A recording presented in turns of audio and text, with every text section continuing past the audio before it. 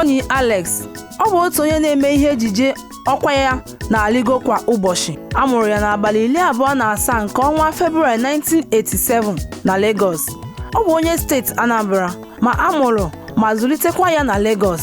Onyi gụrụ akwụkwọ praịmarị na sekọndịrị ya na Lagos bụ ebe ọ nọ nweta First School Living Certificate na WAEC. Onyi Alex banyere na Nollywood na Ọgọst 2010.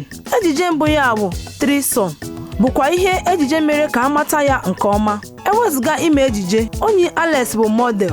Ọ pụtakwara n'ọtụtụ mgbasa ozi emere na telivishọn nakwa na magazin.